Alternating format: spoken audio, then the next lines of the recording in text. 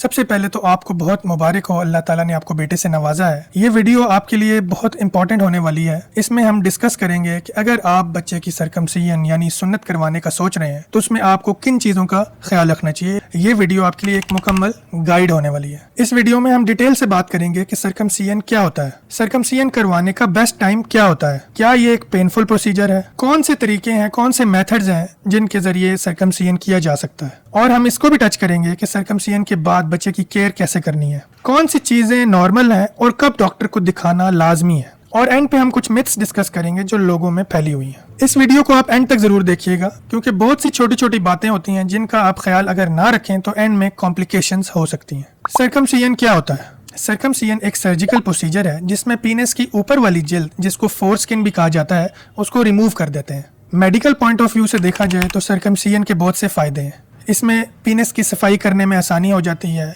बच्चा urinary tract infection यानी पेशाब की नाली की इन्फेक्शन से बचा रहता है और फ्यूचर में फोर स्किन रिलेटेड प्रॉब्लम से बच जाता है। लेकिन याद रखें, ये एक सर्जिकल प्रोसीजर है, इसमें बाकी सर्जिकल प्रोसीजर्स की तरह प्रॉपर टेक्निक फॉलो करनी लाजमी है और सर्जरी के बाद केयर सही तरीके से करनी बहुत ज़रूरी है। सरकमसिजन करने का बेस्ट टाइम क्या है?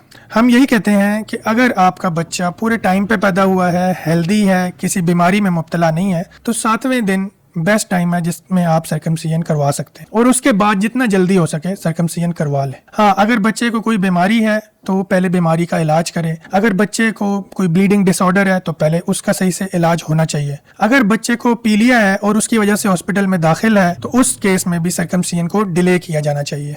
अगर बच्चा प्री टर्म है यानी वक्त से पहले पैदा हुआ है तो एक तो उसका जब वजन 2 किलो से ऊपर हो जाए और उसका टेम्परेचर स्टेबल हो जाए और उसको अगर कोई बीमारियां हैं जिनकी वजह से वो नर्सरी में दाखिल रहा है वो कंट्रोल में आ चुकी हैं, तब उसमें भी सरकमसिजन करा सकते हैं। जल्दी सरकमसिजन कराने के क्या फायदे होते हैं? न्यूबॉर्न एज में अगर सरकमसिजन करवा ली जाए, बच्चों में हीलिंग बहुत जल्दी होती है, प्रोसीजर में टाइम कम लगता है, ब्लीडिंग कम होती है और रिकवरी बहुत जल्दी हो जाती है। हाँ, कुछ कंडीशंस ऐसे हैं जिसमें सरकमसिजन को डिले कर दिया जाता है। जैसे अगर बच्चे को हाइपोस्पेडियस हो यानी पेशाब की नाली अगर नीचे हो तो उसमें सरकमसिजन डिले कर दिया जाता है। जब उसकी सर्जरी होती है उसके साथ ही सरकमसिजन किया जाता है। अगर बच्चे की पेशाब की नाली टेढ़ी हो उसमें भी सरकमसिजन डिले किया जाता है। या फिर अगर बच्चे का बरेड पीनस हो यानी पीनस पेट के नीचे वाले हिस्से की चर्बी में छुप जाता हो तो उसमें भी सरकमसिजन को डिले कर देना चाहिए। सरकमसिजन से पहले पेरेंट्स को क्या पता होना चाहिए? तो जब भी आप सरकमसिजन के लिए जाएं, डॉक्टर से मशवरा लेने जाएं, सबसे पहले इस चीज़ का ख्याल रखें कि बेबी हेल्दी होना चाहिए। अगर बेबी को कोई बीमारी है, कोई ब्लीडिंग टेंडेंसी है, कोई इन्फेक्शन है, फीवर है या उसका पीलिया ज़्यादा है तो पहले उस चीज़ का इलाज करना ज़रूरी है। नेक्स्ट इंपॉर्टेंट बात यह है कि ये प्रोसीजर किससे करवाना चाहिए, खतने किससे करवाएं। जैसे हमें ज़िंदगी में कोई भी काम पड़ता है, हम उसके माहिर के पास जाते हैं तो हम भी यही अर्ज करते हैं कि सरकमसिजन माहिर से करवाएं। और सरकमसिजन का माहिर कौन होता है? पीडियाट्रिक सर्जन, बच्चों का सर्जिकल स्पेशलिस्ट, जो कि रूटीन में रेगुलरली ये प्रोसीजर कर रहा होता है और हजारों केसेस कर चुका होता है। वो बेस्ट इंसान होता है जिससे ये प्रोसीजर आपको करवाना चाहिए। लोग नाइयों से या कंपाउंडरों से या आम डॉक्टर से ये प्रोसीजर करवाते हैं, फिर उसमें कॉम्प्लिकेशन के चांसेस बढ़ जाते हैं, जैसे ब्लीडिंग का ज्यादा होना, इन्फेक्शन हो जाना, स्किन कम या ज्यादा कट जाना, पीनस की इंजरी हो जाना, तो ये कॉम्प्लिकेशंस के चांसेस बढ़ जाते हैं। इसलिए बेहतर यही है, मेरा मशवरा यही है कि आप हमेशा सरकमसिजन क्वालिफाइड पीडियाट्रिक सर्जन से करवाएं। अब बात करते हैं सरकमसिजन प्रोसीजर की। क्या मुख्तलिफ तरीके हैं या मेथड्स हैं जिनसे सरकमसिजन की जा सकती है? पाकिस्तान में प्लास्टिबल यानी रिंग मेथड और ओपन सरकमसिजन यानी जो रवायती तरीका है सरकमसिजन का, ये बहुत कॉमन है। तो मेरा आपको मशवरा है, अगर बच्चा छोटा है तो आप हमेशा कोशिश करें कि प्लास्टिबल सरकमसिजन करवाएं। प्लास्टिबल सरकमसिजन के फ़ायदे ये हैं कि उसमें ब्लीडिंग कम होती है, टाइम कम लगता है, कोई टांके नहीं होते, कोई पट्टी नहीं होती, तो बच्चे के लिए आसानी रहती है। हाँ, अगर आपके एरिया में या आपके करीब कोई ऐसा सर्जिकल स्पेशलिस्ट अवेलेबल नहीं है जो प्लास्टिबल सरकमसिजन करता हो लेकिन वो ओपन सरकमसिजन अच्छे तरीके से करना जानता है और उसमें एक्सपर्ट है, तो आप ओपन सरकमसिजन यानी रिवायती तरीके से खतने भी करवा सकते हैं। प्लास्टिबल सरकमसिजन में बेसिकली एक रिंग होती है जो पीनस और जिल्द के बीच में डाल दी जाती है और फिर एक धागा टाइट से उसके इर्द गिर्द बांध दिया जाता है। रिंग धागे और जिल्द के समेत कुछ अरसे बाद खुद ही उतर जाती है। और जो सर्जिकल प्रोसीजर है जिसको ओपन सरकमसिजन यानी रिवायती खतने की कहते हैं, उनमें क्या करते हैं कि उनमें जो एक्स्ट्रा जिल्द होती है उसको काट के या तो जोर से पट्टी कर देते हैं कुछ कंपाउंडर, लेकिन जो सर्जिकल स्पेशलिस्ट होते हैं वो इर्द गिर्द टांके लगा देते हैं। अब हम डिस्कस करते हैं कि क्या सर्कमसिजन एक पेनफुल प्रोसीजर है। देखिए, इसमें बच्चा थोड़ा सा डिस्टर्ब तो होता है क्योंकि एक ये सर्जिकल प्रोसीजर है, लेकिन इसमें सुन करके यानी लोकल एनेस्थीसिया लगा कर ही सर्जरी की जाती है। उसके बाद बच्चे को पेन किलर मेडिसिन यानी पैनाडोल ड्रॉप्स दिए जाते हैं, उसकी वजह से बच्चे को पेन नहीं होती।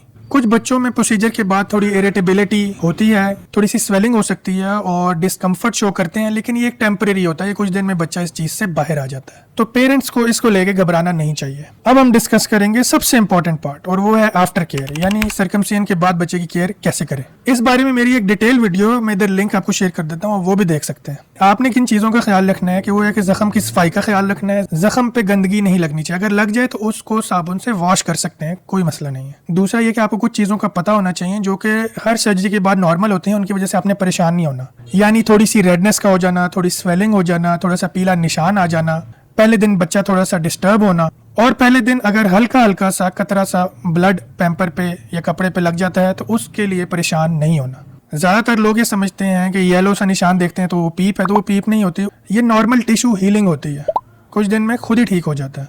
अगर एक्टिव ब्लीडिंग है, अगर मुसलसल ब्लड आ रहा है, सूजन बढ़ रही है या पेशाब करने में बच्चे को मसला हो रहा है, फौरन डॉक्टर को चेक कराना लाजमी है। बच्चे के डायपर को रेगुलरली चेंज करें, जगह को साफ रखें ताकि अगर ब्लीडिंग हो या इन्फेक्शन हो वो भी आप देख सकें। वेट डायपर ज्यादा देर ना रहने दें। हर डायपर चेंज के वक्त जगह को क्लीन करें, साफ करें, लेकिन बहुत जोर से रब ना करें। दूसरे दिन से बच्चे को नहलाना शुरू कर दें, जैसे नॉर्मल बात देते हैं वैसे ही बात दें। पेन रिलीफ के लिए पैनाडोल ड्रॉप्स रेगुलर देते रहें। अब मैं आपको कुछ रेड फ्लैग्स बताऊंगा कि अगर ये अलामात हों तो फौरन डॉक्टर को चेक कराना चाहिए। यानी जैसे हमने पहले डिस्कस किया कि मुसलसल अगर ब्लीडिंग हो रही है, अगर पीप आ रही है, अगर सूजन इतनी है कि बच्चे को यूरिन करने में मसला हो रहा है, या अगर बच्चा 8 घंटे तक पेशाब ना करे, फौरन डॉक्टर को चेक कराना चाहिए। अगर बच्चे को बुखार हो, वो दूध पीना छोड़ दे, या पीने का रंग डार्क ब्लू या ब्लैक होने लग जाए, और अगर प्लास्टिबल सर्कमसिजन करवाई है और 10 से 14 दिन हो जाए और रिंग ना उतरे, तब भी डॉक्टर को चेक कराना लाजमी है। स्पेशली ब्लीडिंग चेक करते रहें, और अगर बच्चा यूरिन पास नहीं कर रहा तो ये एक इमरजेंसी हो सकती है। अब हम कॉमन मिथ्स को डिस्कस कर लेते हैं। उसमें सबसे पहले कॉमन मिथ ये है कि बच्चे को बड़ा करके सर्कमसिजन करवाएं। तो ये एक मिथ है, बच्चा जितना छोटा होगा उतना उसको तकलीफ कम होगी और हीलिंग जल्दी होगी। जितनी ज़्यादा स्किन रिमूव हो उतना अच्छा है, नहीं, ये भी एक मिथ है।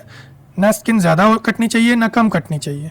और कुछ बच्चों में तो स्किन थोड़ी सी एक्स्ट्रा इसलिए छोड़ी जाती है, जब बच्चा बड़ा होता है और साइज बड़ा होता है तो वो स्किन खुद ब खुद पीछे हो जाती है। हर येलो लेयर इन्फेक्शन नहीं होती। अगर पीप ज़्यादा आ रही है तब डॉक्टर को चेक करवाएं, सिर्फ पीले निशान से मत घबराएं। एक मिथ ये है कि लोकल एनेस्थीसिया डेंजरस होता है। एक्सपर्ट और ट्रेंड हैंड्स में लोकल एनेस्थीसिया डेंजरस बिल्कुल नहीं होता। अब हम कुछ सवालात डिस्कस करेंगे जो अक्सर पेरेंट्स मुझसे पूछते हैं।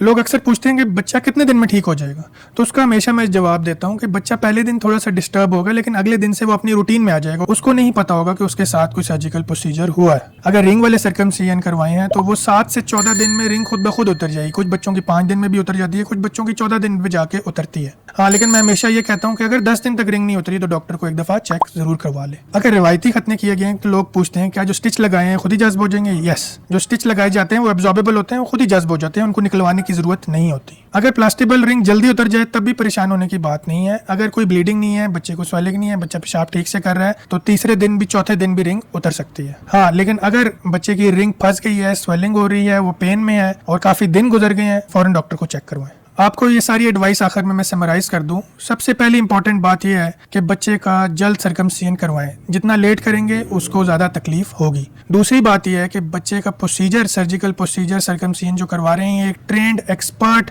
पीडियाट्रिक सर्जन से करवाएं। जो मिथ्स हैं उन पे ब्लाइंडली ट्रस्ट ना करें और प्रॉपर आफ्टर केयर करें। प्रॉपर आफ्टर केयर के लिए मेरी ये वीडियो देखें, इंशाल्लाह आपको बहुत फ़ायदा होगा। उम्मीद है इस वीडियो से आपको सर्कमसिजन के बारे में क्लियर अंडरस्टैंडिंग हो गई होगी। अगर आपको वीडियो यूजफुल लगी तो मेरे चैनल को जरूर सब्सक्राइब करें और वीडियो को लाइक और शेयर करें। Thank you.